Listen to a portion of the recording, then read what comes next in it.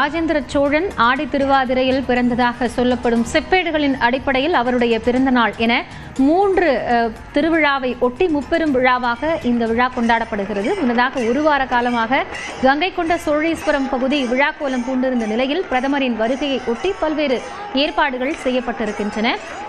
பிரதமர் சோழீஸ்வரர் கோயிலுக்கு சென்று வழிபட்ட பிறகாக இசைஞானி இளையராஜாவின் இசை நிகழ்ச்சி நடத்தப்பட இருக்கிறது. அதையொட்டி பரதநாட்டிய கலை நிகழ்ச்சியும் ஓதுவார்களினுடைய அந்த சிவனடியார்களினுடைய ஓதுவார் நிகழ்ச்சியும் நடைபெற இருக்கிறது. முன்னதாக இந்த கோவிலினுடைய சிறப்புகள், திருவிசைப்பா பாடப்பட்ட தலம் என்பது குறித்த பல்வேறு சிறப்புகள் குறித்தும் பிரதமரிடம் எடுத்துரைக்க இருக்கிறார்கள்.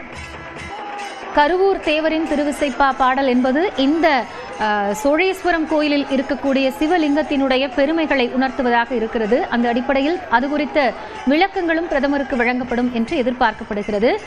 1000 ஆண்டுகளுக்கு முன்பு கங்கையை சென்று வென்றதோடு மட்டுமல்லாமல் அங்கிருந்து கங்கை நீரை கொண்டு வந்து கங்கை கொண்ட சோழேஸ்வரத்தில் புனித வழிபாடு நடத்தப்பட்டது. அதன் நினைவாக தற்போது அந்த கோயிலில் அமைந்திருக்கக்கூடிய யாழி வடிவிலான அந்த குளத்தில் கங்கை நீர் செலுத்தப்பட்டதும், சோழகங்கம் ஏரியில் அதன் நினைவாக கங்கை நீர் கலக்கப்பட்டதும் வரலாற்று நிகழ்வுகளாக குறிப்பிடப்படுகின்றன.